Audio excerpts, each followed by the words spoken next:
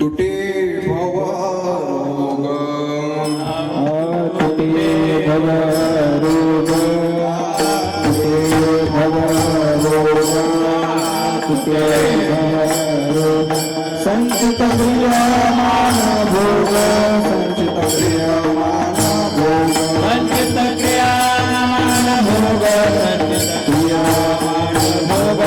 संचित क्रियामान भोग संचित क्रियामान भोग तुटे भवरोग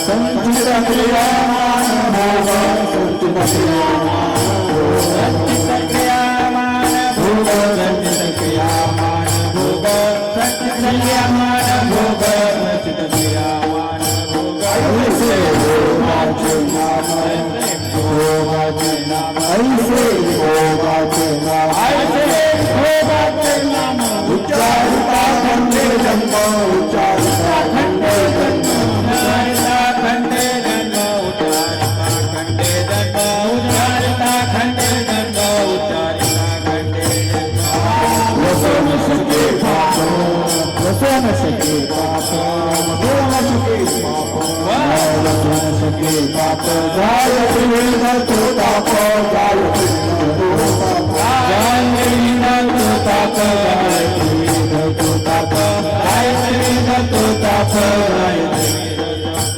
ऐसे भोगाचे नाम ऐसे विठोबाचे नाम ऐसे भोगाचे नाम ऐसे भोगाचे नाम उच्चारिता खंडे जन्म उच्चारिता खंडे जन्म उच्चारिता खंडे जन्म उच्चारिता खंडे जन्म उच्चारिता खंडे जन्म उच्चारिता खंडे जन्म तुका म्हणे माया तुका म्हणे माया मने माया तुका होय दासीनाने पाया होय दासीनाने पाया होय दासीनाने पाया होय दासीनाने पाया होय दासीनाने पाया होय दासीनाने पाया तुका म्हणे माया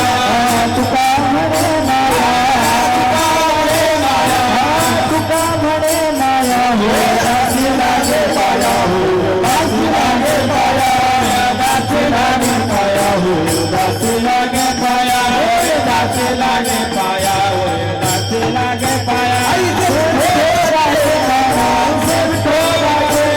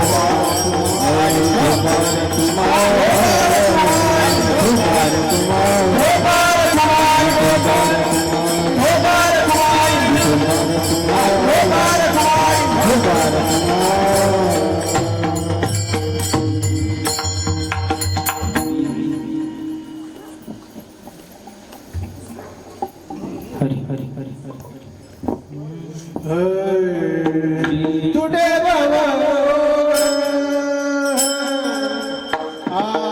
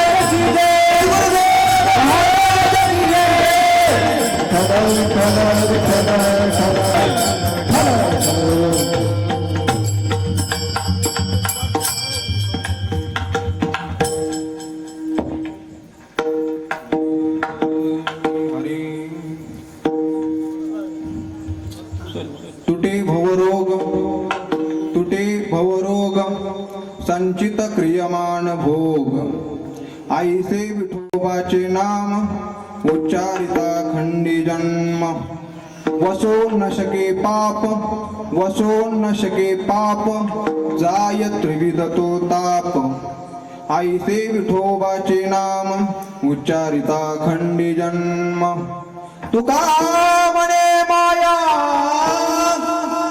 तुका म्हणे माया होय दासी लागे पाया ऐसे विठोबाचे नाम उच्चारिता खंडे जन्म पांडुरंगा करू प्रथमन मन पांडुरंगा करू प्रथमन पांडुरंगा करू प्रथमन पांडुरंगा करू प्रथमन दुसरे चरणा संताती दुसरे चरण संताचे दुसरे चरण संताचे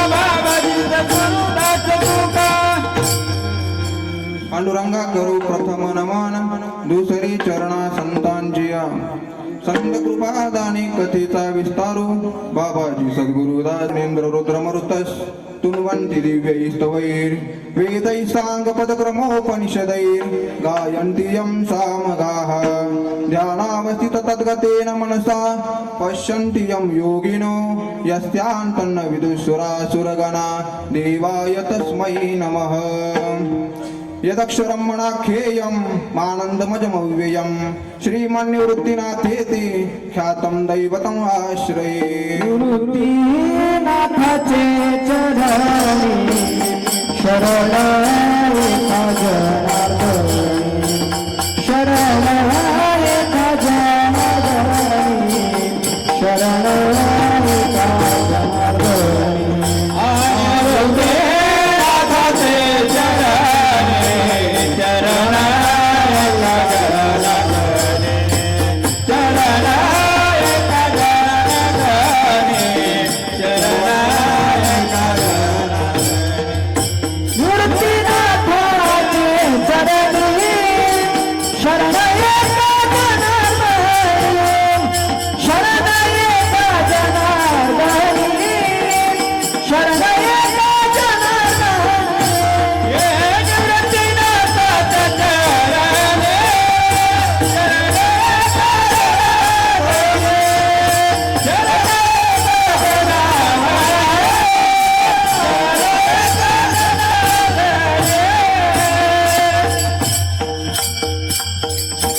नमो सद्गुरु तुकया ज्ञानदीपा नमो सद्गुरु सच्चिदानंद रूपा नमो सद्गुरु भक्त कल्याण मूर्ती नमो सद्गुरु भास्करा पूर्ण कीर्ती संपाद्य ज्ञानञ्च विदाय भक्तिं विलोकितो येन समाधिराजः वैराग्यवन्तं सुविचारयुक्तं नमामि जोगं शिरसा गुरुं तम् आता हृदय हे आपुले चौफाळून आभले वरी वैसव पाऊले श्री गुरूंची घ्यावी घ्यावी माझी सेवा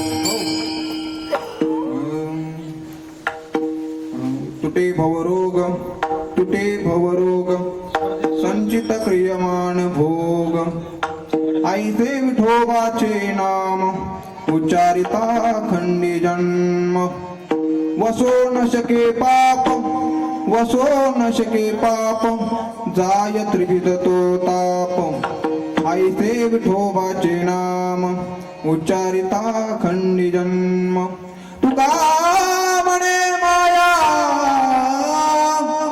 तुका म्हणे माया होय दासी लागे पाया ऐसे विठोबाचे नाम उच्चारिता खंडी जन्म प्रस्तुत प्राप्त कीर्तन सेविकरिता उच्चारलेला अभंग महान भगवत भक्त विश्वसंत श्री मंत जगद्गुरु तुकोबाराय यांच्या गाथेतील नामपर प्रकरणातील अभंग आज सेवेकरता निवडलेला आहे. विठ्ठल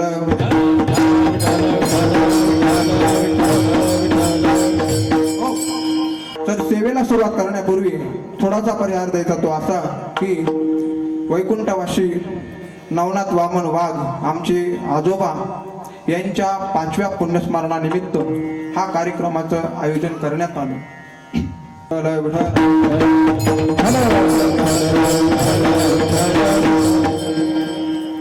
तर कीर्तनासाठी उपस्थित सर्व आमचे गुरुबंध भूषण महाराज तसेच आमचे गुरुवर्य त्यांच्याकडे 1 वर्ष शिकण्याचा आणि राहण्याचा योग आला असे इंद्रभान महाराज खांडेकर त्यांनाही नमस्कार करतो. आणि तसेच आपल्या गावचे भजनी मंडळ तसेच अविनाश महाराज वाघ यांच्याही चरणी मस्तक ठेवून कीर्तन सेवेला सुरुवात करतो. विठ्ठल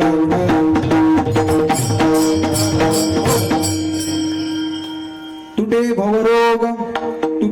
भवरोग संचित क्रियमान भोग ऐसे विठोबाचे नाम उच्चारिता खंडी जन्म. तर जगद्गुरु तुकोबाराय या अभंगातून नामाचं विशेष महात्म्य सांगतात. तर नाम महात्म्य हे 2 पद्धतीने सांगितलं जातं. एक स्वरूपयुक्त आणि दुसरं तुलनायुक्त. स्वरूपाने काही वेळेला महात्म्य सांगताना ज्या वस्तूचं वर्णन करायचे त्या वस्तूचं स्वरूप सांगून महात्म्य सांगितलं जातं. तर काही वेळेला महात्म्य ज्या वस्तूचं वर्णन करायचे त्या वस्तूचं दुसऱ्या वस्तू बरोबर तुलना करून ते महात्म्य सांगितलं जातं. तर अशा या दोन्ही पद्धतीने महात्म्य कळत असतं. तर उदाहरणार्थ ज्ञानोबाराय आपल्या सद्गुरूंचं वर्णन करत असताना म्हणतात की स्वरूपाचं वर्णन करत असताना सांगतात की जय जय ओ शुद्धे उदारे प्रसिद्धे अनवरत आनंदे वर्षती. जय जय ओ शुद्धी शुद्ध उदार प्रसिद्ध आनंद या अशा प्रकारे सद्गुरूंचं वर्णन करत असतात. तर काही वेळेला ज्ञानोबाराय आपल्या सद्गुरूंचं वर्णन करत असताना दुसऱ्या बरोबर तुलना करत असतात. तुलना अशी केली जाते की ती काही वेळेला रूपक अलंकारातून उपमेयेतून दृष्टांत अलंकारातून अशा वेगवेगळ्या अलंकारांतून ज्ञानोबाराय आपल्या सद्गुरूंचं वर्णन करत असतात. तर रूपक अलंकारातून वर्णन करत असताना ज्ञानोबाराय म्हणतात की नमो जगदखिल पालना मंगळ मणी निधाना स्वजन वन चंदना आराध्य लिंगा. नमो जगदखिल पालना जगद्गुरु श्री गुरु तुम्ही कोण आहात? तर या जगताचं पालन पोषण करणारे तुम्ही आहात. तर तुम्हाला माझा नमस्कार असो. तर अशा पद्धतीने ज्ञानोबाराय आपल्या सद्गुरूंचं तुलना करून महात्म्य सांगत असतात.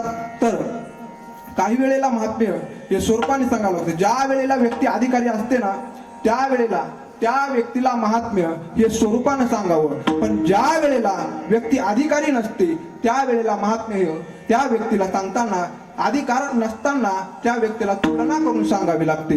तुलनेने सांगितलेले महात्म्य आणि स्वरूपाने सांगितलेले महात्म्य अशा या दोन्ही पद्धतीने नामाचं महात्म्य कळत असतं.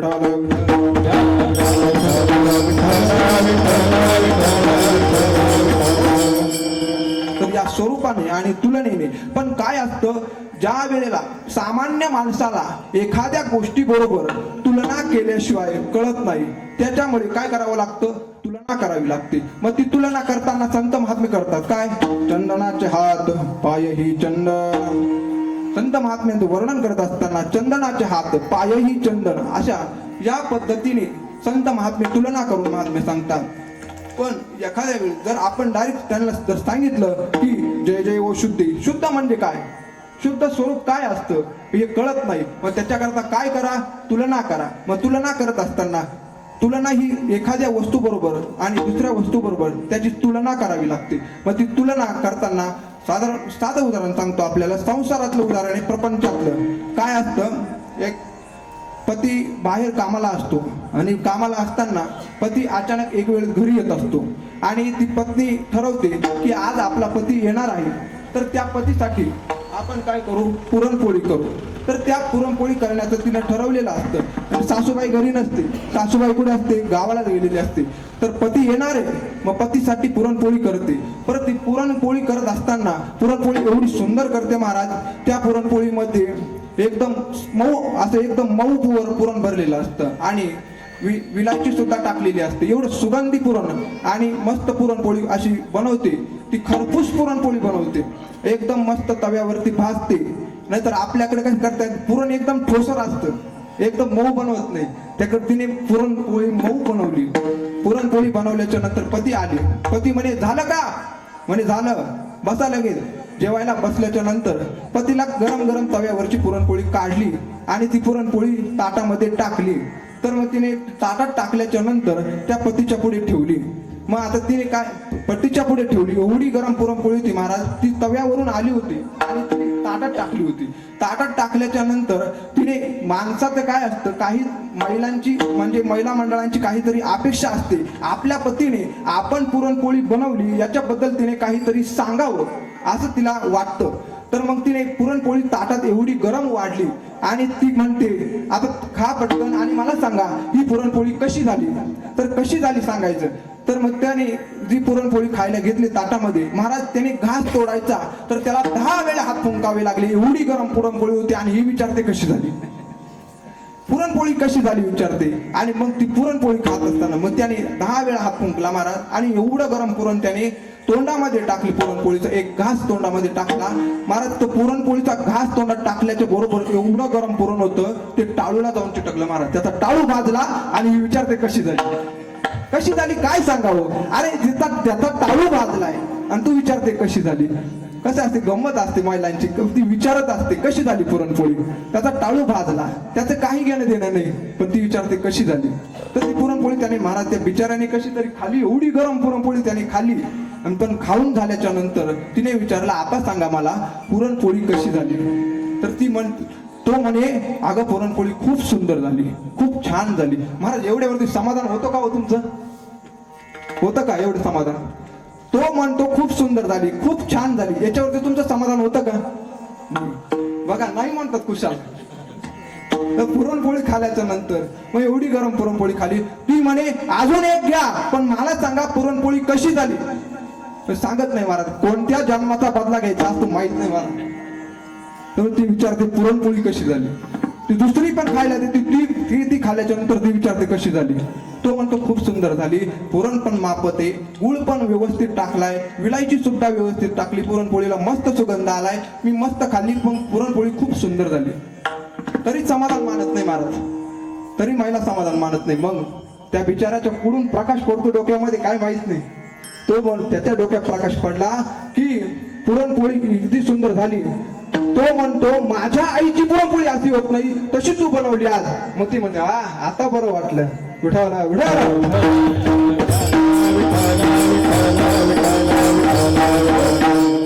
सामान्य माणसाला तुलना केल्याशिवाय कळत नाही, मग त्याच्याकरता तुलना करावी लागते. सासूशी आणि सुनाची तुलना केल्याच्या नंतर सुनाला बरं व्यवस्थित वाटलं तर त्याच्याकरता संत महात्मे हे आपल्याला तुलनेने आणि स्वरूपाने अशा दोन्ही पद्धतीने नाम महात्मे सांगत असतात. तर नाम महात्मे सांगत असताना ज्ञानोबा आपल्या महात्मे सांगत असताना सांगतात की गगनाहुनी वाढ नाम आहे ज्ञानदेव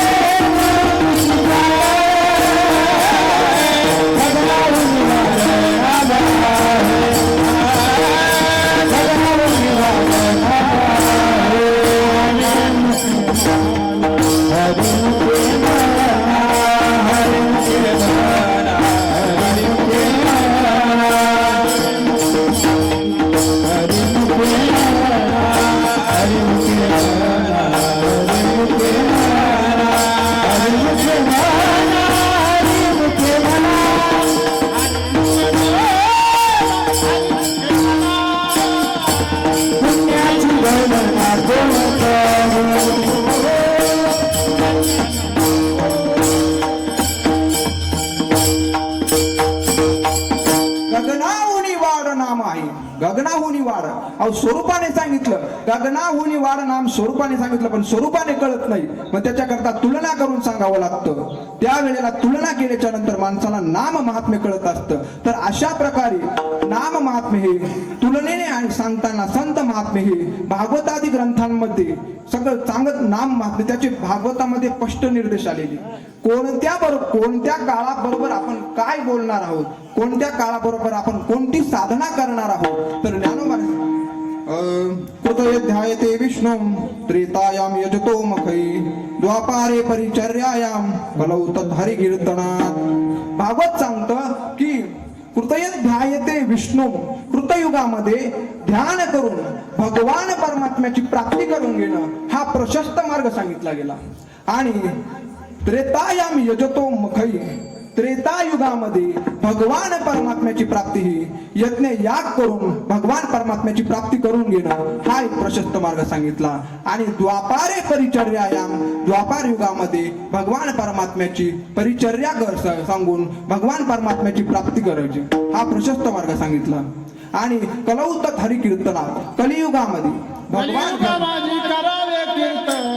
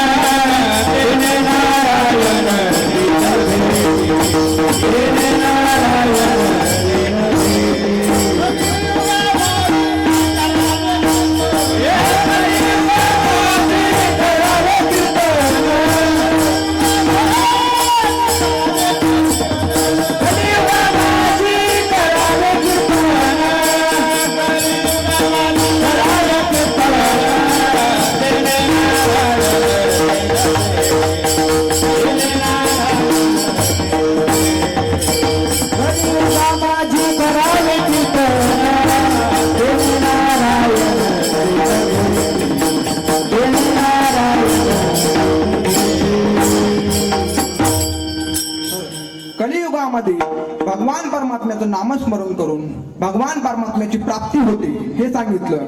तर पण या विधानाची पुष्कळ दुर्दैवाने विपर्यास करण्यात आला, अर्थ बदलले गेले. जो अर्थ पाहिजे तो अर्थ घेतला जात नाही. तर काय अर्थ करावा लागतो की कलियुगामध्ये भगवान परमात्म्याचं नाम घेऊन भगवान परमात्म्याची प्राप्ती करायची ही गोष्ट खरी आहे. पण भगवान परमात्म्याचं नामस्मरण हे कलियुगामध्ये श्रेष्ठ सांगितलं आणि सोपं साधन सांगितलं. पण भगवान याचा अर्थ भरपूर ठिकाणी बदलला गेला, विपर्यास करण्यात आला की कलियुगामध्ये फक्त नामच करायचं, नामस्मरणच करायचं, दुसरं काही करायचंच नाही. असे विपर्यास झाले ते हेच झाले. विपर्यास झाला तो हा झाला, विपर्यास झाला. भागवताला समन्वयाची गरज आहे, भागवताला समन्वय केला पाहिजे, त्यावेळेला भागवताचा अर्थ लागत असतो. तर कलियुगामध्ये फक्त नामस्मरण करायचं, कलियुगामध्ये यज्ञ याग करायचे नाही, कलियुगामध्ये ध्यान धारणा करायची नाही, कलियुगामध्ये सेवा करायची नाही. मग काय करायचं, फक्त नामस्मरण.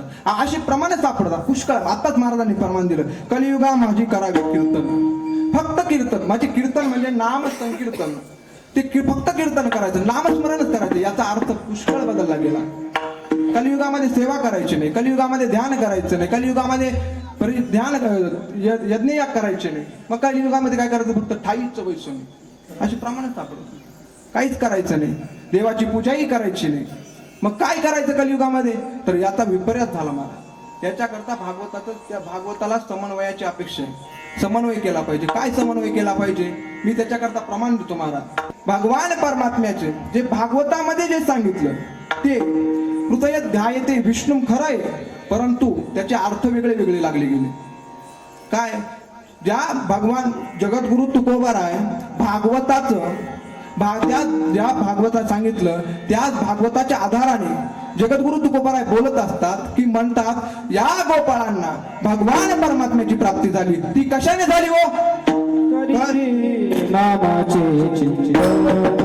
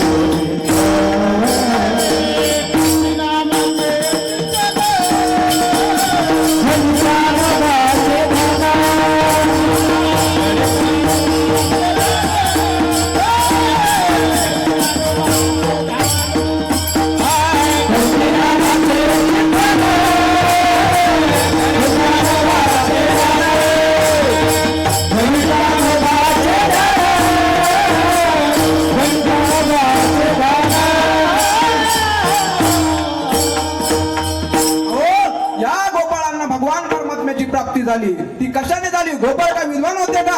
त्या गोपाळांना भगवान परमात्म्याची प्राप्ती झाली नामाचं चिंतन करून. अहो हे गोपाळ आहे द्वापार युगातले, मग या द्वापार युगाकरता ही सेवा सांगितलीच नाही, मग भगवान परमात्म्याची प्राप्ती या गोपाळांना झालीच कशी? द्वापार युगामध्ये भगवान परमात्म्याची सेवा करून भगवान परमात्म्याची प्राप्ती सांगितली. पण जगद्गुरु तुकोबाराय बोलतात करीती नामाचे चिंतन घडी कानोबाचे ध्यान. अहो करीती नामाचे चिंतन हे करायचं कलियुगामध्ये आणि घडी कानोबाचे ध्यान हे करायचं कृतयुगामध्ये. आणि हे गोपाळ जे आहे ते द्वापार युगातले, मग या गोपाळांना भगवान परमात्म्याची प्राप्ती झालीच कशी? पण काय आम्हाला जगद्गुरु तुकोबारांच्या प्रमाणावरती विश्वास ठेवावा लागतो. त्याचा विषय इथं हाच आहे की भगवान परमात्म्याची प्राप्ती जे म्हणतात ना तुकोबाराय, गोपाळांना जी भगवान परमात्म्याची प्राप्ती झाली ते नामाचं चिंतन करून आणि ध्यान करून. आणि भगवान परमात्मा जगद्गुरु तुकोबाराय गोपाळांच्या बाबतीत त्या गोपाळांनी सेवा करून भगवान परमात्म्याची प्राप्ती केली असं कुठंच बोलले नाही. मग जगद्गुरु तुकोबारांनी असं का बोलावं की या गोपाळांना भगवान परमात्म्याची प्राप्ती झाली ती करीती नामाचे चिंतन. करीती नामाचे चिंतन कलियुगात करायचं आणि घडी कानोबाचे ध्यान हे कृतयुगात करायचं. मग या गोपाळांना प्राप्ती झालीच कशी? काय भागवताला समन्वयाची अपेक्षा आहे. भागवताचा समन्वय केला पाहिजे. काय समन्वय केला पाहिजे? कलियुगामध्ये नामचिंतन करायचं, कलियुगामध्ये ध्यान करायचं, कलियुगामध्ये यज्ञयाग करायचे, कलियुगामध्ये सेवा करायची.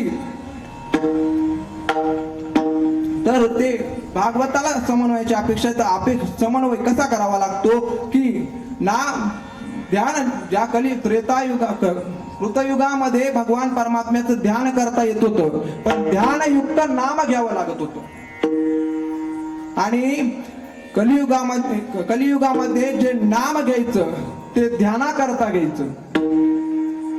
काय ध्यानयुक्त नाम घेतलं गेलं की त्याला म्हणा कृतयुग, आणि नामयुक्त ध्यान केलं की त्याला म्हणा कलियुग. विठ्ठल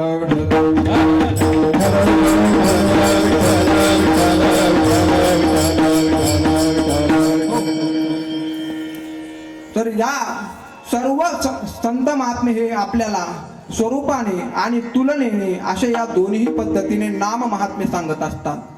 नाम महात्म्य अहो या भगवान परमात्म्यापर्यंत नाम घ्या, पण कोणतं घ्या? ज्ञानोबारांची भाषा बघा. नाम जपतो यज्ञ परम बाधून न शके स्नानादी कर्म नामे पावन धर्म धर्म नाम परब्रह्म वेदार्थे. नाम जप यज्ञ करा, पण कोणता? नाम जप यज्ञ करा. यज्ञ करा पण नाम जप यज्ञ करा. नाम जप यज्ञ सांगितला. अहो कलियुगामध्ये आपण कोणतंही साधन करा, पण कलियुगामध्ये जे साधन करू त्या साधनाला नामस्मरणाची जोड न देऊ ते अपूर्ण आहे, ते अर्ध आहे, ते आम्हाला भगवान परमात्म्यापर्यंत न पोहोचवणार आहे. त्याच्याकरता नामस्मरण करायचं. नाम जप यज्ञ करा. नाम जप यज्ञ सांगितला म्हणून यज्ञ करायचा. म्हणून भगवान परमात्म्याची प्राप्ती ही नाम जप यज्ञ करून प्राप्ती करून घ्यायची. तर संत महात्मे हे तुलनेने आणि सोपाने या दोन्ही पद्धतीने महात्मे सांगतात. तर आपल्याला या गोष्टीचा अजून एका दृष्टीने विचार करता येतो. काय अभंगामध्ये मला प्रवेश करायचा आहे, त्याच्याकरता काही थोडे विचार मांडणे गरजेचे आहे, ते मांडण्याचा प्रयत्न करतो.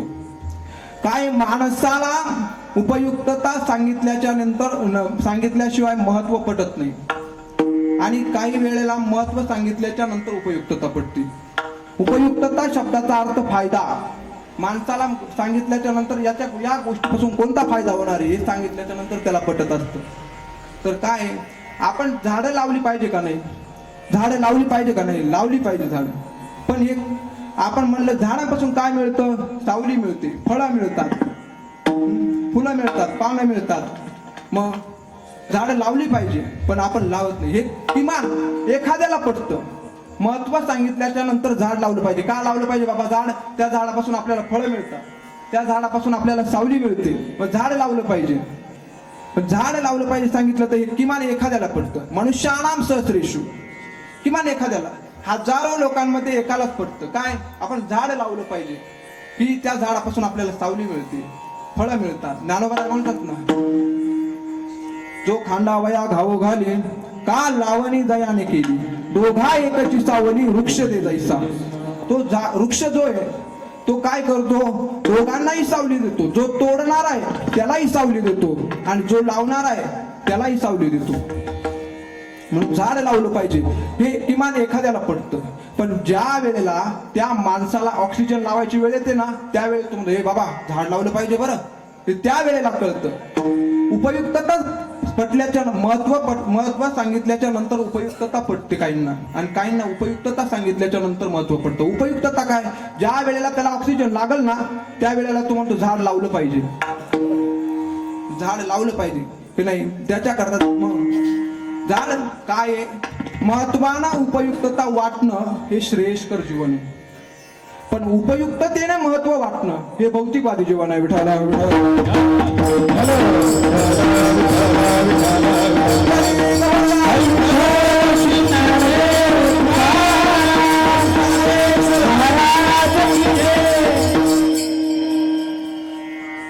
तर या अशा दोन्ही पद्धतीने आम्हाला संत महात्मे नाम महात्म्य सांगत असतात.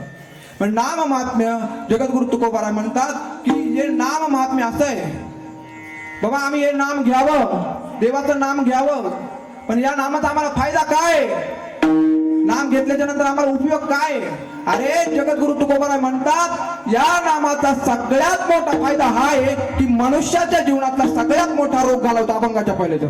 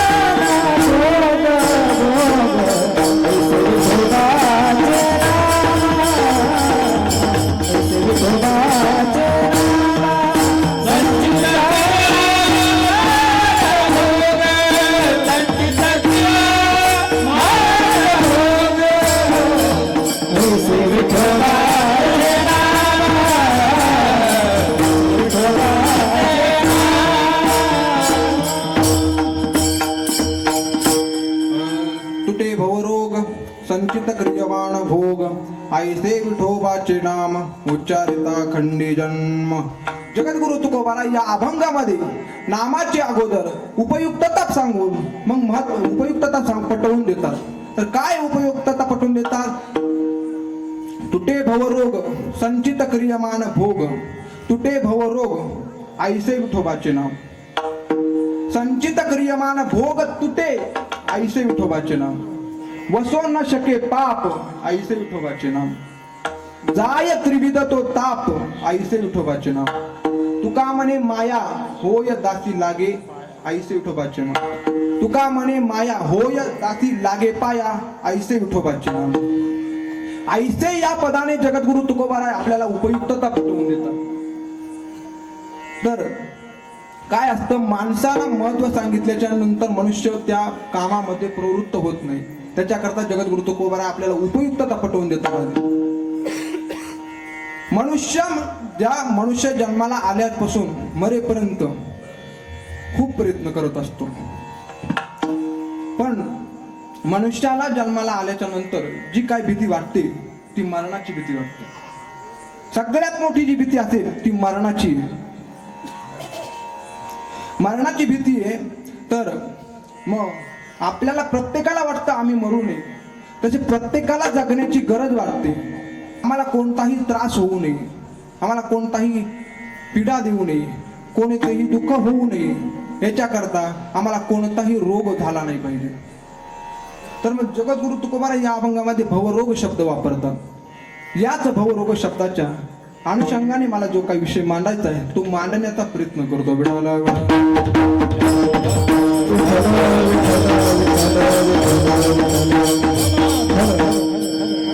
भवरोग आणि बाकीचे रोग, भवरोग आणि सामान्य रोग याच्यामध्ये फार अंतर आहे महाराज. भवरोगामध्ये आणि सामान्य रोगांमध्ये भरपूर अंतर आहे. काय ते अंतर जर सांगत बसलो तर अख्खा वेळ त्याच्यात जाईल. आताच 10:30 वाजले. तर एकच फरक सांगतो, भवरोग आणि सामान्य रोग याच्यातला एकच फरक. एक फरक सांगितला की सगळं समजल्यासारखं समज. अहो भवरोग असा आहे महाराज, बाकीचे रोग हे जन्माला आल्याच्या नंतर होतात, परंतु हा जो भवरोग आहे ना, तो भवरोग झाल्या मनुष्य जन्माला येतो. विठाला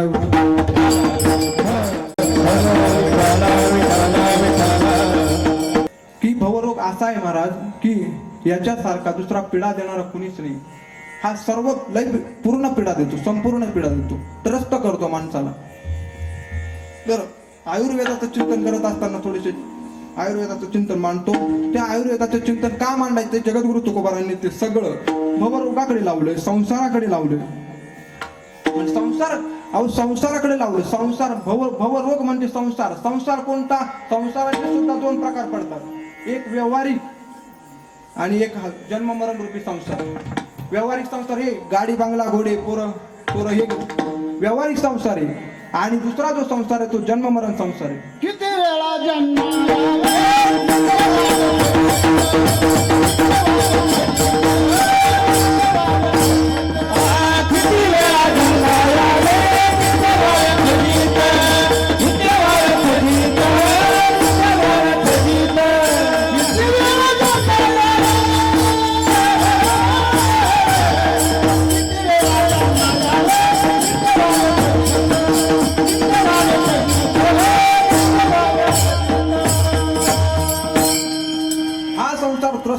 ज्ञानोबा या संसार शब्दाला, अहो महाराज बघा किती वेगळे महाराज ज्ञानोबा संसार शब्द, संसारासाठी ज्ञानोबांनी वापरलेले शब्द जर वाचले ना तर आपल्याला कळल की हा संसार आपल्याला किती त्रस्त करतो. ज्ञानोबा म्हणतात, कर्मा कर्माची या मोहरा उठून दोन्ही अहंकारा, संसाराचा दरारा सांडणे, दरारा शब्द वापरला. तुझे जवळ जवळ घडे तव तव संसार भय, भय शब्द वापरला संसाराला. दरारा शब्द वापरला. संसार रणा आतू, आतू रणा आतू, रण शब्द वापरला. साधं उदाहरण देऊ. अर्जुनाचे निव्याचे गीता प्रकाशोनी श्रीराजे, संसाराचे थोर ओझे खेडिले जगाचे. ओझ, संसाराला ओझ शब्द वापरला. आंधळ्या पांगळ्यामध्ये प्रमाणे महाराज साधू सुख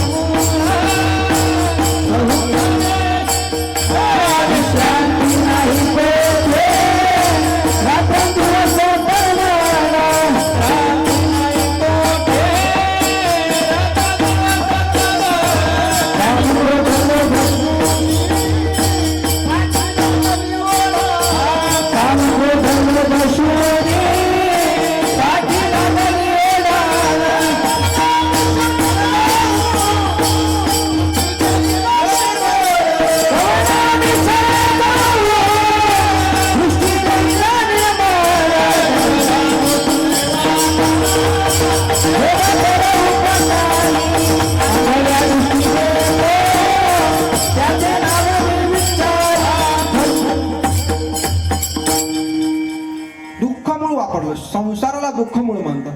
अहो मग हा संसार आम्हाला एवढा त्रस्त करतो, तर आम्हाला या संसारामध्ये तरुण जाण्यासाठी काय मार्ग आहे? तर संसारामधून तरुण जाण्यासाठी फक्त ऐसे विठोबाचे नाम, विठोबाचे नाम घेतल्याच्या नंतर हा संसार तरुण जातो. भवसागर तरता कार्य करीत साचिंता, पहिलं उभा दाता कटी कर ठेवून या. तर मग या संसार जर म्हणतात, या भवरोगाला जर तुकोबारा संसार म्हणत असतील, तर मग आम्हाला हा संसार कसा आहे तर याचं आयुर्वेदाच्या दृष्टीने थोडंसं चिंतन मानतो की आपल्याला कळलं की आयुर्वेद हे रोगाचे 4 प्रकार करतो. एक साध्य रोग, एक याप्य रोग, याप्य म्हणजे उपशम पावणारे रोग, आणि तिसरं असाध्य रोग, आणि चौथा जो आहे कर्मज रोग अर्थात रक्तज रोग. तो कंसात ठेवा. मुख्य 3च आहे, साध्य रोग, याप्य रोग आणि असाध्य रोग. साध्य रोग कोणते? साध्य रोग जे औषध घेतल्याच्या नंतर बरे होतात त्यांना साध्य रोग म्हणतात. थंडी आली, ताप आला, औषध घेतलं बरं वाटलं, साध्य रोग. साध्यता, त्याच्यात काही असाध्यता नाही, एकदम साध्य. कावीळ झाली, गोळ्या औषधं घेतले, बरं वाटलं, काही नाही. असाध्य रोग आहे, साध्य रोग आहे. त्याच्यानंतर येतो याप्य रोग, अर्थात उपशम पावणारे रोग. उपशम पावणारे रोग काय? डायबिटीज होते, साखर होते. साखर किती होते? 250-300. ज्या याप्य रोग म्हणजे उपशम पावणारे म्हणजे त्या रोगांना दाबून ठेवावं लागतं, म्हणजे नियंत्रित करावं लागतं. साखर वाढली, 200 झाली, 300 झाली, 400 झाली, साखर झाली, वाढली, तर ती काय करायची? फक्त दाबून ठेवायची. आणि ताप आला, ताप किती झाला? 104 झाला, 108 झाला. मग ताप किती? तो गोळ्या घेतल्याच्या नंतर तो ताप जातो. ताप गेल्याच्या नंतर एक दिवस तो मनुष्य उठून म्हणतो की माझा सगळा ताप गेला. सगळा ताप गेला म्हणजे ताप काय झुरो झाला का? अहो झुरो झाला का ठेवायचं नाही, उचलायचं त्याला. ताप गेला म्हणजे काय झालं? जो 104 ताप होता तो 98 वरती आणून ठेवला, त्याला म्हणतात उपशम पावणारे रोग. आणि असाध्य रोग, शेवटचा असाध्य रोग. असाध्य रोग हा आहे की तो कोणतंही औषध घेतलं, काहीही केलं, त्याच्यावरती इलाज होत नाही, ते असाध्य. तिसऱ्या स्टेपचा कॅन्सर मारा. डॉक्टर म्हणतात आम्ही पुष्कळ प्रयत्न करू, पुष्कळ बघू, पण काही उपयोग होणार नाही. असाध्यता, असाध्य रोग. आणि तिसरा आहे चौथा आहे कर्मज रोग, अर्थात रक्तज रोग. कर्मज रोग काय झालं? उन्हाळ्याच्या दिवसामध्ये मुलगा बाहेरून आला, आईने मळ्यामध्ये पाठवलं त्याला की जा बाळा, काम मळ्यामध्ये आपले भरपूर काम आहे, कामाला जा. कामाला गेला, उन्हामध्ये दिवसभर काम केलं. काम केल्याच्या नंतर तो घरी आला. घरी आल्याच्या नंतर आईला म्हणला आई मला पाणी दे. आईने तांब्यावरून पाणी दिला. पाणी दिल्याच्या नंतर पाणी पिला, 2 मिनिटं बसला आणि जागीच संपला. महाराज, आईने मळ्यात पाठवणं हे मरणाचं कारण आहे का? नाही. उन्हामध्ये काम करणं हे मरणाचं कारण आहे का? नाही. मग तांब्याभर पाणी पिल्याच्या नंतर मरण येणं हे काय मरणाचं कारण आहे का? नाही. आपण 4-4 तांबे पितो, मग आपण 4 टाइम मरायला पाहिजे ना. तांब्याभर पाणी पिल्याच्या नंतर मरण आहे. अहो जो संपला त्याचं कर्म संपलं, त्याचं प्रारब्ध संपलं आणि तो त्याच्यामुळे गेला. अर्थात रक्तज रोग. 22-23 वय मरणाचं वय आहे का? अजिबात नाही. तरुण मुलगा जागीच संपला, त्याला म्हणतात कर्मज रोग, अर्थात रक्तज रोग. तर मग हा भवरोग जो आहे तो साध्य आहे का याप्य आहे का असाध्य आहे? कोणता रोग आहे? जगद्गुरु तुकोबराय म्हणतात हा रोग जो आहे तो 4ही प्रकारात बसतो. विठाला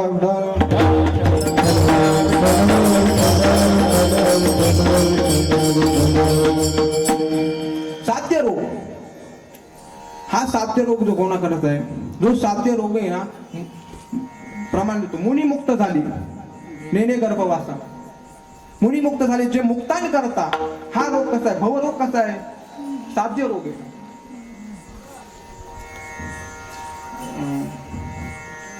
भवरोग हा साध्य रोग आहे. आणि मग त्याच्यानंतर येतो आपलं याप्य रोग, उपशम पावणारा रोग. उपशम पावणारा म्हणजे काय? हा उपशम पावणारा जो रोग आहे तो भक्तान करता हा याप्य रोग आहे. म्हणजे काय केलं पाहिजे भक्तांनी? भगवान परमात्म्याची भक्ती करायची असेल तर आपल्याला देह पाहिजे का नाही? देह पाहिजे. या देहाला मारून टाकून आपल्याला काय विदेह मुक्त व्हायचंय का? नाही. या भगवान परमात्म्याची प्राप्ती करण्यासाठी आम्हाला देह पाहिजे. मग देह पाहिजे ना, मग आम्हाला आळंदी ते पंढरपूर वारी करण्यासाठी देह पाहिजे. आम्हाला हा संसार संपवायचा नाहीये, आम्हाला संसार पाहिजे. संसार पाहिजे आम्हाला. का? आम्हाला गाथा ज्ञानेश्वरी वाचायची, आम्हाला संसार पाहिजे का नाही? पाहिजे संसार. जगद्गुरु तुकोबराय बोलतात तैसे असावे संसारी, जोवरी प्राचीनाची तोडी असावे म्हणतात. जगद्गुरु तुकोबराय नसावे म्हणत नाही, संसार असावे म्हणतात. वस्ती कर वस्ती आला, रात काळी उठवून गेला. जो वस्ती करणारा म्हणजे एखादा पाहुणा मुक्कामी आल्याच्या नंतर दुसऱ्याच दिवशी सकाळी उठून निघून जातो, तसं असावं माणसानं संसारामध्ये. संसार पाहिजे आम्हाला. मग हा भक्ताने करता जो आहे तो हा याप्य रोग आहे. आणि असाध्य रोग जो आहे तो अज्ञानान करताय. त्यांना भगवान परमात्म्याविषयी काहीच माहिती नाही, अशा अज्ञानान करता तो असाध्य रोग आहे. ऐका, साध्य रोग कोणाला? जीवन मुक्ता करता हा भवरोग जो असेल, रोग जर असेल तर हा जीवन मुक्तान करता भवरोग हा साध्य रोग आहे. आणि भक्तान करता भवरोग हा याप्य रोग आहे. आणि अज्ञानान करता असाध्य रोग आहे. विठाला विठाला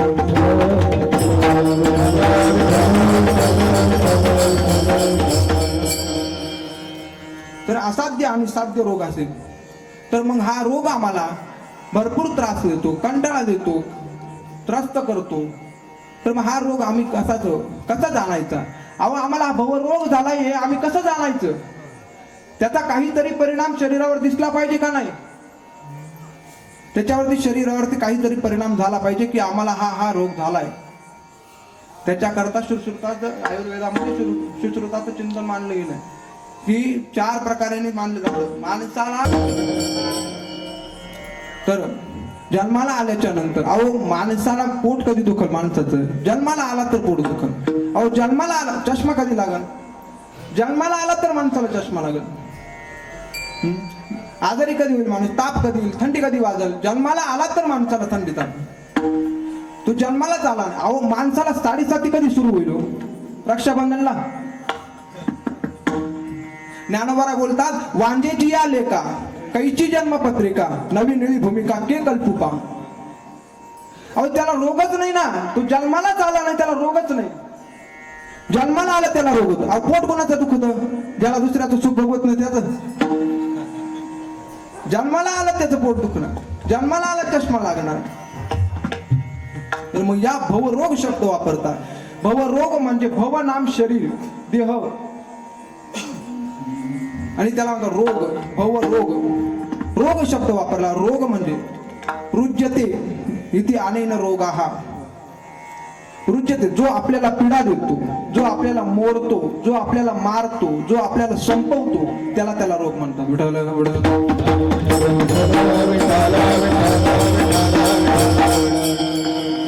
मग जगद्गुरु तुकोबाराय या भावाला रोग म्हणतात. काय? एक मनुष्य नेहमी आजारी पडायचा, सारखा आजारी पडायचा. भरपूर डॉक्टर दाखवले त्याला. डॉक्टर हा या डॉक्टरकडे जा, त्या डॉक्टरकडे जा, ही तपासणी कर, ती तपासणी कर. भरपूर तपासण्या केल्या, जे काही टेस्टी बिस्टी असतात ते सर्व केलं. ते सर्व केल्याच्या नंतर तपासणी झाली, झाडपाला केला, गंडेदोरे केली, पण त्याचा आजार काय जाईना. आजार जात नाही. मग काय करावं? त्याचं 1-2-4 दिवस गोळ्या औषधं घेतली की बरं वाटायचं, पुन्हा तसाच आजारी पडायचा, सारखा आजारी पडायचा, काय बरं वाटत नव्हतं. मग काय झालं? त्याच्या गावामध्ये एक मुलगा परदेशात शिकायला गेला होता. तो परदेशातून शिकून गावामध्ये आला. गावामध्ये आल्याच्या नंतर त्यांना थोडीशी अपेक्षा वाटली की हा परदेशातून शिकून आलाय, ज्या अर्थी याला जास्त कळत असेल. काय आहे माहिती का? माणसाचा गैरसमज की परदेशात शिकला म्हणून त्याला जास्त कळतं आणि भारतात शिकला म्हणून तो मूर्ख आहे, असा गैरसमज. अहो बाहेरच्या देशात जे शिकतात ते बहुतेक मूर्ख आहे. परदेशात आहे म्हणून त्याला ब्रह्मज्ञान झालं आणि भारतात आहे म्हणून तो अज्ञानी का? अहो माणसाचं ज्ञान हे माणसाच्या अभ्यासावरती अवलंबून आहे. तर बरं जाऊ द्या, ठीक आहे. तो आला, त्यांना थोडीशी अपेक्षा वाटली की बाबा हा काहीतरी आपलं करेल, काही गोळ्या औषधं देईल, जरा बरं करेल. गेले ते डॉक्टरकडे त्या काकांना घेऊन गेले, घेऊन गेले मनुष्याला. म्हणे आमचे काका पुन्हा आजारी पडतात. म्हणे त्यांना काय होते काही कळत नाही, सारखे आजारी पडतात. मग त्याने त्या फायली बिली बघितल्या. डॉक्टर बघतात, ते फायली बघतात, टेस्टी बघतात, किती टेस्टी झाल्या, काय तपासणी झाल्या ते सर्व बघतात. सर्व बघून झाल्याच्या नंतर विचारतात काय होतं. मग एवढ्या टाइम तुम्ही काय केलं? काय एक डॉक्टर मग ते डोळे पांढरे करायला लावतात, जीभ बाहेर काढायला लावतात आणि मग विचारतात काय होतं, काय उपयोग आहे त्याचा. मग एवढ्या टाइम तुम्ही पाहिलं काय? मला त्या शास्त्राचा अपमान करायचा नाही, ज्याचं त्याचं शास्त्र असतं. काय झालं? एक मनुष्य गेला डॉक्टरकडे आणि तो गेल्याच्या नंतर मग जरा डॉक्टरचे आणि त्या मनुष्याचे संबंध जरा जवळचे होते. मग तो मनुष्य गेला त्याच्याकडे गेल्याच्या नंतर मग डॉक्टर म्हणे या, म्हणे लय दिवसाने आली, काय आजारी का तुम्ही, काय झालं? म्हणे अरे तो म्हणे नाही, तुम्ही डॉक्टर म्हणे नाही तुम्ही झोपा, डायरेक्ट लगेच तपासतो मी तुम्हाला. त्याने झोपायला लावलं, तो मनुष्य झोपला. तो म्हणे अहो नाही माझं ते काम नाही, नाही तुम्ही पहिले झोपा, तुम्हाला तपासतो मग बोला तुमचं काय येते. मग त्याने बळजबरी झोपला महाराज. झोपल्याच्या नंतर मग त्याला तपासलं, चेकिंग केली, सगळं तपासल्याच्या नंतर मग त्याला डोळे पांढरे करायला लावले, जीभ बाहेर काढायला लावली, सगळं करायला लावलं. आणि मग विचारतात काय होतं? म्हणे काही नाही, मला काहीच होत नाही. अहो मग तुम्ही आलेच कशाला? अहो मी तेच सांगत होतो, माझ्या मुलीच्या लग्नाची पत्रिका देण्यासाठी आलो होतो. उगाच मला फुकट तपासलं, बिनकामाचं तपासलं.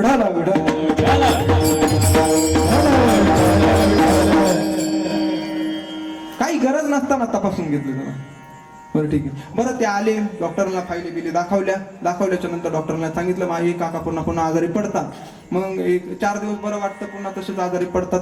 डॉक्टर मग तपासणी केल्याच्या नंतर डॉक्टर म्हणे मला कळालं तुमचे काका पुन्हा पुन्हा आजारी का पडतात. घरच्यांना एवढा आनंद झाला महाराज, एवढा आनंद झाला की आता किमान महाराज एवढं फिरलो, गंडे दोरे केले, झाड पाला झाला, येड्या बाबळीचा पाला सुद्धा झाला, पण काय बरं वाटत ना त्याला. मग ते बरं फिरलं. म्हणे काय झालं आमच्या काकांना का पुन्हा पुन्हा आजारी पडतात. म्हणे मला कळलं. ते म्हणे एवढ्या दिवस निदानच लागत नव्हतं, आता किमान निदान तरी लागलं. तपास बोलावलं डॉक्टरना. मग डॉक्टर म्हणे काय, त्या मनुष्याने विचारलं काय होते आमच्या काकांना पुन्हा पुन्हा आजारी पडतात. अहो तुमचे काका पुन्हा पुन्हा आजारी पडतात, हे जिवंत आहे म्हणून आजारी पडतात, यांना मारून टाकायच्या पुढे आजारीच पडणार नाही. विठाला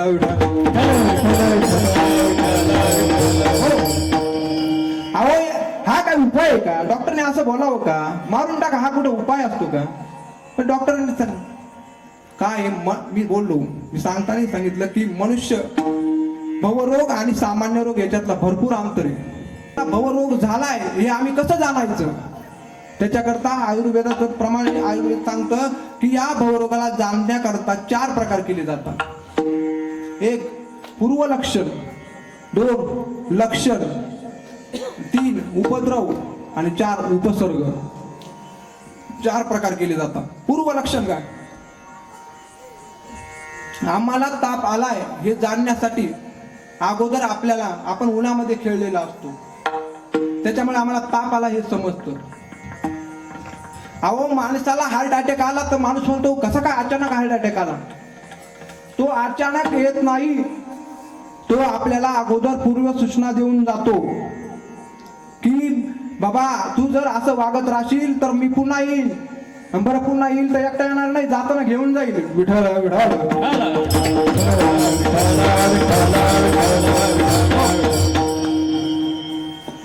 मग हा जो रोग आहे तो आम्हाला पूर्व सूचना देऊन जातो. तर मग आम्हाला हा भवरोग झालाय होणार आहे, तर याच्यासाठी आम्हाला पूर्व सूचना काय.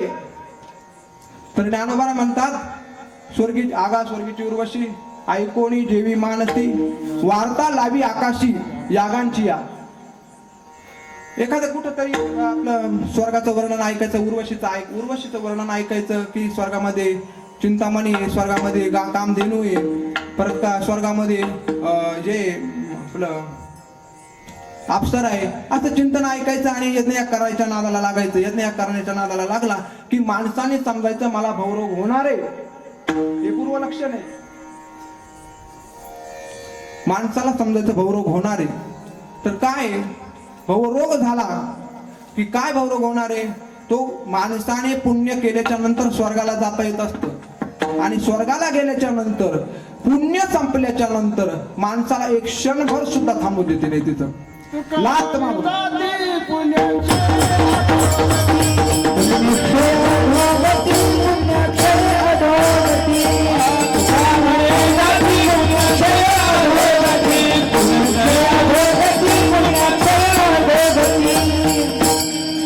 जाती पुण्यक्षय अधोगती. पुण्याचा क्षय झाला का माणसाची अधोगती म्हणजे काय, तो भवरोग होतो. त्याला भवरोग होतो म्हणजे खाली येतो. अहो स्वर्गामध्ये महाराज पुण्य संपल्याच्या नंतर माणसाला 1 सेकंदही तिथं थांबून दिलं जात नाही. साधं उदाहरण आहे का, आपण फोन मध्ये सिम कार्डला रिचार्ज करत असतो. रिचार्ज संपल्याच्या नंतर त्याच्यातला ह सुद्धा पलीकडे जाऊ देत नाही. तसंच पुण्य संपल्याच्या नंतर आपल्याला क्षणभर सुद्धा थांबून देत नाही, लाद मारून खाली काढून देतात. तरी याला म्हणतात पूर्व लक्षण. तर लक्षण काय, आपण म्हणतो माणसाला हे चालायला लागला की धाप लागते, धाप लागली का मग समजायचं बाबा तपासून घे काय तरी झालंय तुला. अहो झालं नाही, हा रोग त्याला झालाय, हा रोग त्याला झालाय, तपासून घे म्हणतो आपण. पण मग काय तपासून घे सांगितल्याच्या नंतर मग आम्हाला लक्षण काय, आम्हाला हा भवरोग झाला याचं लक्षण काय. तर ज्ञानोबा म्हणतात विषयाचा परिपाडू गोड परमार्थ लागे कडू, कडू विषय तो गोडू जीवासी झाला. काय पूर्वीच्या काळामध्ये मळ्यामध्ये गेल्याच्या नंतर, रानावनात गेल्याच्या नंतर काम करत असताना साप चावल्याच्या नंतर मनुष्य काय करत असतो, कडुलिंबाचा पाला तोडून खात असतो. तो कडुलिंबाचा पाला खाल्ल्याच्या नंतर मनुष्याला तो गोड लागतो. आणि त्याच्यानंतर जर घरी जर असलं, जर लिंबाचं झाड जवळ नसलं तर मग तो काय करतो, घरातून गुळाचा खडा घेतो. गुळाचा खडा खाल्ल्याच्या नंतर गोड असणारा गुळ त्याला कडू लागतो. मग कडू लागला ज्या अर्थी समजायचं तुझ्या अंगामध्ये सापाचं विष फिरलंय, तू जाणार आहे, मरणार आहे तू. तर मग आम्हाला हा भवरोग झालाय, याच्याकरता काय? अहो, जर गोड असणारा परमार्थ कडू लागायला लागला की समजायचं संसाराचा विष आपल्या अंगामध्ये फिरलंय. आणि कडू असणारा संसार जर गोड लागायला लागला तर समजायचं आपल्या अंगामध्ये संसाराचं विष फिरलंय. मग काय करावं? संसाराचं विष फिरलंय. मग या संसाराच्या विषयामध्ये अडकल्याच्या नंतर मनुष्य विषयाच्या नादी लागतो. विषय उडी भुलली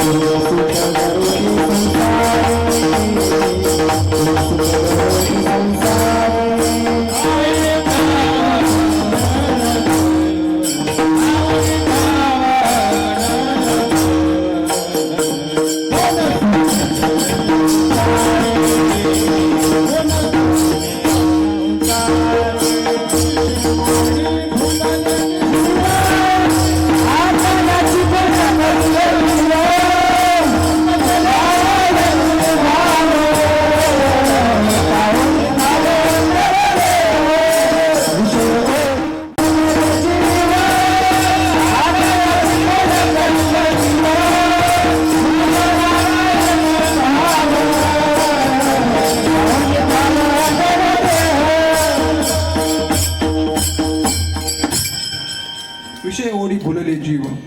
जगद्गुरु तुकोबारांनी या पहिल्या तुकड्यामध्ये 4 शब्द वापरले. विषय, विषय, ओढी, भुलले, जीव. विषय, ओढी, भुलले, जीव.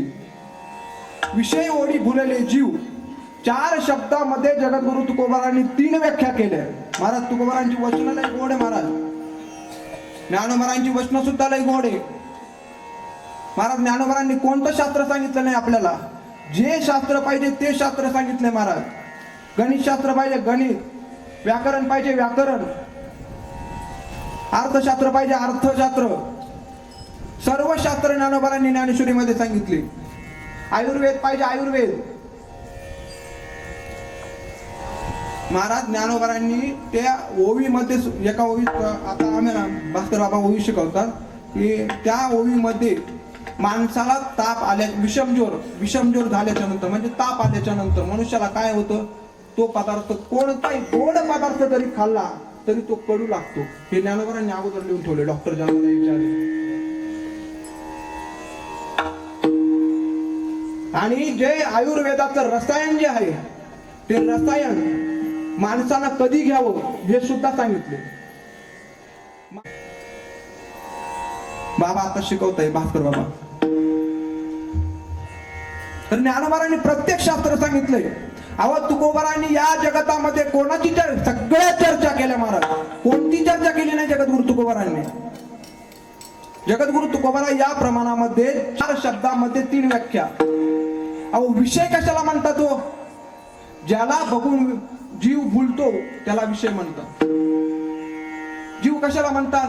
विषयाला बघून जो भुलतो त्याला जीव म्हणतात. आणि भुलणं कशाला म्हणतात? विषयाचं बघून जे देहाचं होतं त्याला बोलणं म्हणतात. विठाला विठाला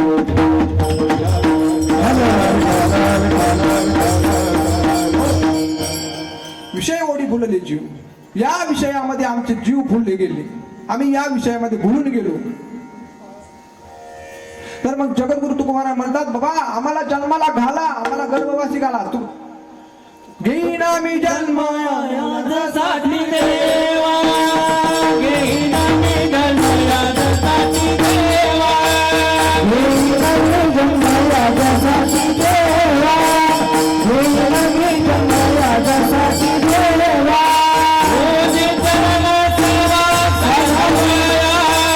तुझी चरण सेवा साधवया, तुझी चरण सेवा साधवया. हरिनाम कीर्तन संतांचे पुराण, तुझी चरण सेवा साधवया, तुझी चरण सेवा साधवया. हरिनाम कीर्तन संतांचे पुराण, हरिनाम कीर्तन संतांचे पुराण. घेईना मी जन्म यादसाठी देवा. देवा मला जन्माला घालायचंय ना, तर तुझ्या सोबत माझा संबंध राहील असं कर. नामदेव महाराज सांगतात की श्वान करशी तरी उचिष्टाचे निमित्ते, तुझे द्वारी वसे ऐसे करी. पाषाण करीसी तरी पाषाण करीसी तरी रंगशिळेची निमिष रंगशिळेची निमित्ते, तुझे पायरी वसे ऐसे करी. बाबा मला दगड जरी बनवायचं असलं, माझं कर्म जर हीन जर असेल, तर मला तुझ्या पायरीचा चिरा दगड पायरी बनव. आणि जर माझं कर्म लईच हीन असेल, मला कुत्र्याचा जन्म घ्यावा जर लागत असेल, तर बाबा तुझ्या दरवाजात मी वसल असं कर, तुझ्या दरवाजात राहील असं कर. जगद्गुरु तुकोबाराय नसावे म्हणत नाही, संसारात असावे. मी सांगतो, लक्षण सांगतो भवरोगाचं. त्याच्यानंतर येतो उपद्रव. उपद्रव काय? उपद्रव म्हणजे मुख्य रोग निघून गेल्याच्या नंतरही पाठीमाग जो काही रोग राहतो तो, त्याला म्हणतात उपद्रव. मुख्य रोग गेल्याच्या नंतर, माणसाचा एखादा आजार झाल्याच्या नंतर, तो आजार गेल्याच्या नंतर आपण त्याला भेटल्याच्या नंतर विचारतो, अरे बाबा आजारी होता तू, आता का बरं वाटलं ना? बरं वाटलं. मग असं का? तो माणूस म्हणतो, माझा अजून अशक्तपणाच गेला नाही. अशक्तपणा गेला नाही, हेच मागं राहिलं, त्याला म्हणतात उपद्रव. काहीतरी मागं राहतं, त्याला म्हणतात उपद्रव. मग आम्हाला भवरोग झाल्याच्या नंतर, आमचा भवरोग गेल्याच्या नंतर काहीतरी माणसाचं मागं राहतं. अहो बघा ना, साधं बघा, माणसानं ज्या वेळेस मनुष्य मरतो, ज्या वेळेला आपण जे पिंड जो ठेवतो कावळ्यासाठी, मला कावळा शिवत नाही लवकर, काहीतरी राहतं. मग सांगतो, बाबा हा मुलींना अर्ध देतो आणि तुला अर्ध देतो, कावळ्या शिव. मग तो शिवतो. काहीतरी वासना मागं राहतात, काहीतरी वासना मागं राहतात. मग मागं राहिल्याच्या नंतर त्या पुन्हा जन्म घ्यावा लागतो, भवरोग, पुन्हा भवरोग होतो. विठाला विठाला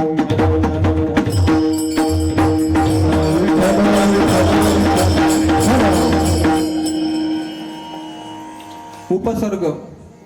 त्याच्यानंतर येतो उपसर्ग. उपसर्ग कशाला म्हणतात? सगळं निघून जातं, काहीच मागं राहत नाही, त्याला म्हणतात उपसर्ग. ते कोणाचं होतं? भक्ताचं होतं. अहो महाराज, भक्ताच्या वासनात शिल्लक राहत नाही, आध्यात्मिकाच्या वासनात शिल्लक राहते.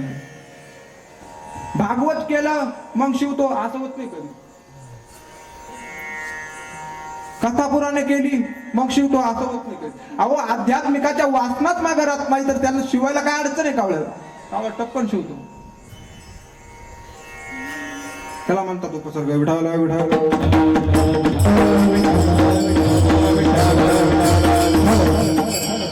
तर मग नाम हे भवरोगावरला औषध आहे का नाही? औषध आहे. तर मग औषध काय असतं? माणसाला काही वेळेला रोगही कळतो, औषधही कळतं, पण औषध घेण्याचा आळस असतो. साधं बोलू, टाळकऱ्यांमधले टाळ विठ्ठल विठ्ठल म्हणतात का नाही? सर्व टाळ विठ्ठल विठ्ठल.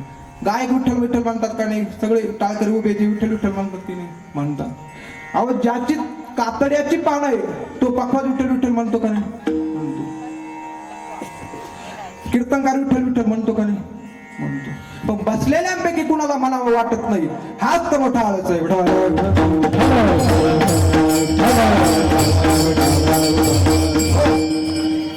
मी तुम्हाला काही बोललोच नाही ना, तुम्हाला म्हणलोच नाही मी काही. तुम्हाला बोलून मला काय करायचंय? अहो घे म्हटल्यावरती कुणी घेत हो. हाड म्हणल्यावर कुत्रही लांब जातो. मग नाम आहे औषध आहे तर मग नाम घेतलं पाहिजे का नाही? घेतलं पाहिजे. जोपर्यंत मनुष्याला नामाचं महत्व कळत नाही तोपर्यंत मनुष्य प्रवृत्त होत नाही. त्याच्यामुळे मग तुकोबारा या अभंगामध्ये अभंग नामाची उपयुक्तता पटवून देतात. मग आम्हाला भवरोग जायचा असेल तर आम्हाला या भवरोगावरचं औषध काय आहे? याची भवरोगाचे औषध, याची भवरोगाचे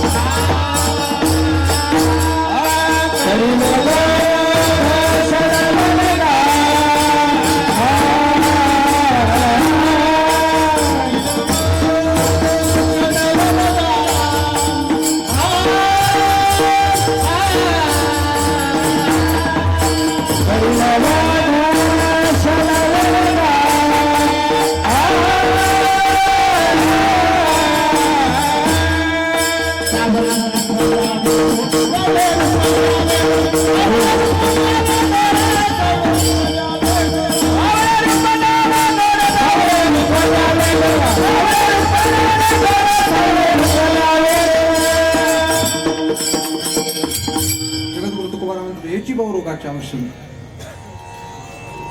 म्हणजे भवरोगाचं औषध आहे.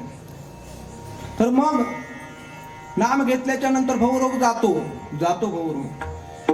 नाम घेतलं पाहिजे तसं नाम घेतल्याच्या नंतर भवरोग जातो. तर मग आम्हाला हा भवरोग काढायचा असेल तर मग भगवान परमात्म्याचं नाम घेतलं पाहिजे का नाही? घेतलं पाहिजे. मग सर्वांनी भजन करा. विठोबा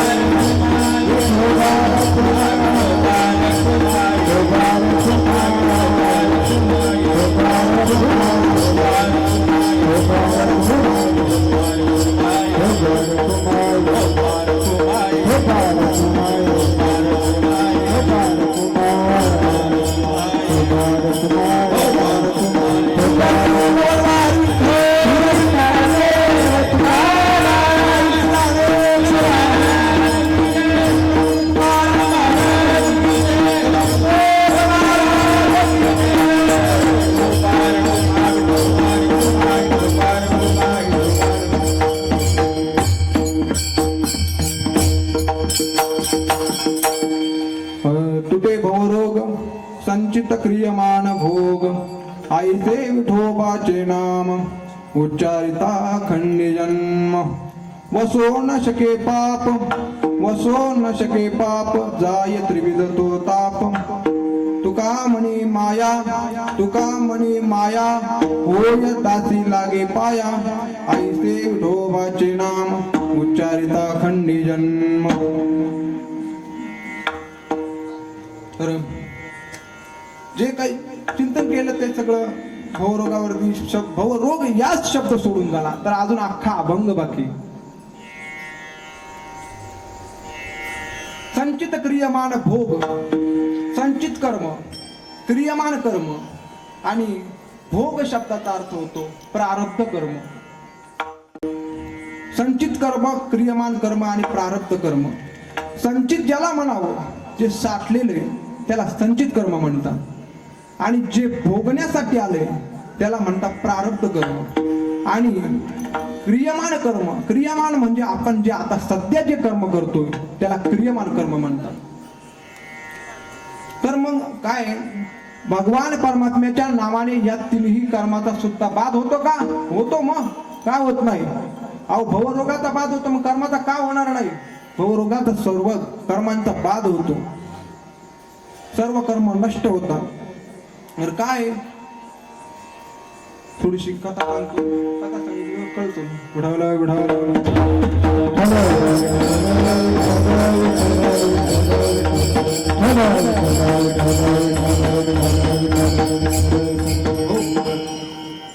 काय झालं?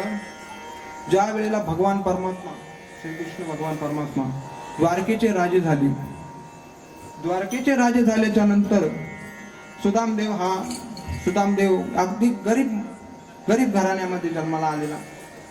तर त्याला एक दिवस भगवान परमात्म्याला भेटायला जावं अशी त्याची इच्छा झाली. तर भगवान परमात्म्याला भेटायला जाताना की मग काय नेणार आता, दुसरं काही घरामध्ये काही नाही, मग काय न्यावं? मूठभर पोहे घेतले. मूठभर पोहे घेऊन भगवान परमात्म्याला भेटण्यासाठी सुदामदेव गेले. सुदामदेव द्वारकेला गेल्याच्या नंतर आता द्वारपाल भरपूर उभे होते. आता काय द्वारपाल उभे असल्यामुळे भगवान श्रीकृष्ण परमात्मा वरती गादीवरती बसलेले होते. पण दरवाजा गेल्याच्या नंतर सुदामदेव त्या दरवाजामध्ये गेल्याच्या नंतर मग विचारलं कोण पाहिजे? द्वारपाल म्हणे कोण पाहिजे तुम्हाला? म्हणे आम्हाला कृष्णाला भेटायचंय. कृष्णाला भेटायचंय. तुम्ही कोण आहात? अहो कोणाही भिकाऱ्याला भगवान परमात्म्याला भेटता येत नाही. मग काय केलं? कोण जाईना. मग पुन्हा विनंती करू लागला. सुदामदेव पुन्हा विनंती करत आहे. मग गेले द्वारपाल गेले सांगायला की देवा कोणीतरी भिकारी आपल्या दारामध्ये आलेला आहे, त्याचं नाव सुदाम आहे. महाराज सुदाम म्हणल्याच्या नंतर भगवान परमात्मा तडकन उठून उभे राहिले. भगवान परमात्म्याला एवढा आनंद झाला. अहो द्वारपाल दरवाजापर्यंत जाईपर्यंत भगवान परमात्मा अर्ध्या रस्त्यापर्यंत पळत गेले आणि सुदामदेवाला घेऊन आले. सुदामदेवाला घेऊन आल्याच्या नंतर घरात बसवल्याच्या नंतर आता आल्याच्या नंतर सर्व पूजा विधी करण्यास भगवान परमात्मा मग आसनावरती उंच आसनावरती बसवलं. आपल्या राज आसनावरती बसवल्याच्या नंतर मग सर्व बसल्याच्या नंतर मग राजाला सांगितलं, मग रुक्मिणी मातेला सांगितलं की सुदामदेवाची पूजा विधी करण्यासाठी त्याची तयारी करा. तर त्याची तयारी करताना तर मग काय झालं, सहज परात आणि सर्व पाणी बिणी आणलं आणि ठेवल्याच्या नंतर भगवान परमात्मा स्वतः सुदामदेवाचे पाय घेऊन परातीत ठेवतात. पण मग नंतर विचार मनात आला की भगवान परमात्म्याचे पाय परातीत न ठेवता आणि ज्या गंगा जलाने न धुता भगवान परमात्माने स्वतःच्या अश्रूने भगवान परमात्म्याच्या स्वतःच्या डोळ्यातल्या अश्रूने सुदामदेवाचे पाय धुतले. कारण की सुदामदेवाची भक्तीच तेवढी होती. मला भक्ती केली सुदामदेवाने. मग काय झालं, सर्व पुसून झाल्याच्या नंतर मग स्वच्छ केले. पाय स्वच्छ केल्याच्या नंतर मग देवाला सांगितलं की आता जेवणाची व्यवस्था करा. जेवणाची व्यवस्था केली. मग आता पुन्हा पूजा विधी करणार. आता सगळं झाल्याच्या नंतर आता कपाळाला गंध लावला पाहिजे. कपाळाला गंध लावत असताना आपण उजव्या बाजूने डाव्या बाजूकडे गंध लावत असतो का नाही? उजव्या बाजूने आपण डाव्या बाजूकडे गंध लावत असतो. साधा लिहिताना आपण उजव्या साईडने डाव्या साईडकडे लिहित जातो. तर भगवान सुदामदेवाच्या प्रारब्ध असं होतं की त्याच्या कपाळावरती श्री क्षय असा लिहिलं होतं. श्री म्हणजे लक्ष्मी, तुझ्यापासून लक्ष्मीचा क्षय होईल, तुझ्यापाशी लक्ष्मी थांबणार नाही असं असल्यामुळे मग भगवान परमात्म्याने गंध लावताना डावीकडून उजवीकडे गंध लावला. उजवीकडे गंध लावल्याच्या नंतर ते प्रारब्ध बदललं गेलं. काय प्रारब्ध झालं? श्री यक्ष. श्री यक्ष, श्री म्हणजे लक्ष्मी आणि यक्ष म्हणजे कुबेर देवाचं जेवढं काही धन आहे तेवढं तुला प्राप्त होईल. मग नामदेव महाराज एका शेवटच्या चरण सांगतात सुदामा ब्राह्मण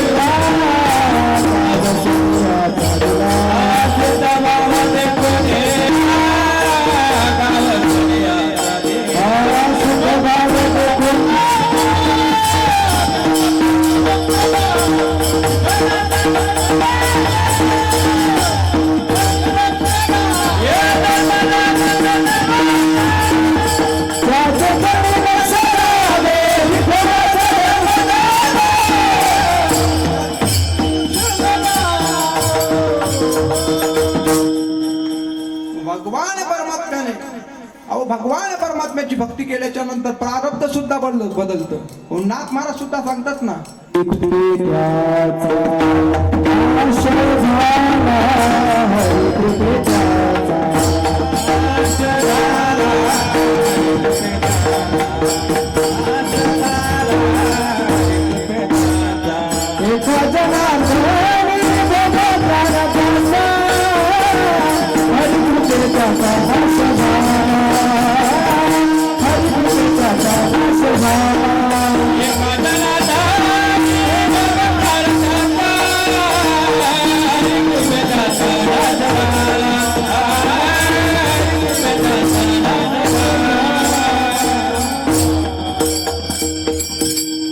एका जनार्दनी भोग प्रारब्धाचा हरिकृपे त्याचा नाश झाला.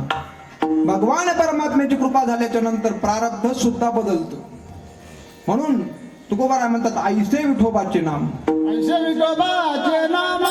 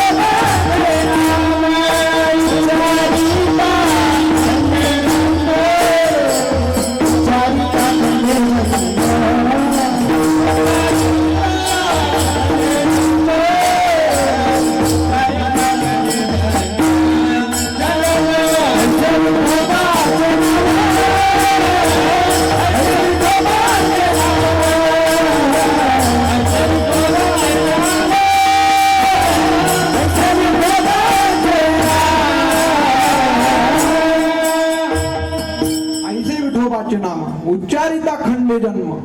भगवान परमात्म्याचं नामस्मरण केल्याच्या नंतर जन्म सुद्धा खंडून जातो. पुन्हा जन्माला यावं लागत नाही. भगवान परमात्म्याचं नामस्मरण केल्याच्या नंतर वसो न शके पाप. पाप सुद्धा त्याच्याजवळ थांबत नाही. बाबांनी दृष्टांत सांगितला की चंदनाच्या झाडाजवळ सर्प हा चंदनाच्या झाडाला एटोळे घालून बसलेला असतो. का? चंदनाचं झाड शीतल आहे. पण जर चंदनाच्या झाडाला आग लागली तर ते साप सर्प स्वतः होऊन निघून जातात बाजूला. त्यांना बाजूला करावं लागत नाही. तसं भगवान परमात्म्याचं नाम घेतल्याच्या नंतर नामरूपी अग्नीच्या वेळेला पेटल त्यावेळेला जे पाप रूपी जे सर्प येते तुका म्हणे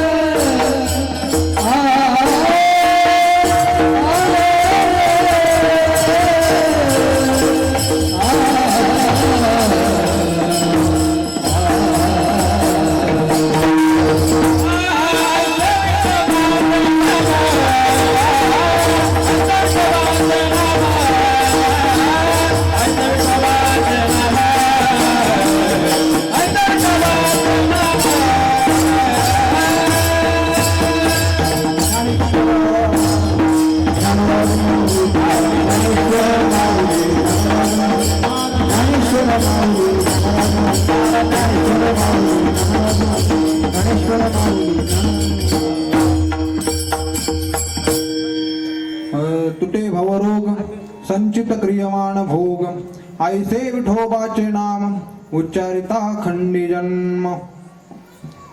आणि जशी जशी सद्गुरुदेव महाराजांनी कृपा केली, तसे तसे ज्ञानोबरांनी कृपा केली, जगद्गुरु तुकोबारांनी कृपा केली, सर्व संस्थेच्या अध्यापकांनी जशी जशी कृपा केली त्या त्या पद्धतीने मी सरळ सरळ अभंगाचं चिंतन मांडण्याचा प्रयत्न केला. जे काही योग्य असेल ते सर्व सद्गुरूंचे. तर झालेली सेवा सद्गुरु जोग महाराजांच्या चरणी आणि अर्पण करून, सर्व सद्गुरूंच्या चरणी अर्पण करून सेवेला पूर्ण विराम देतो. विठ्ठल जय जय विठ्ठल.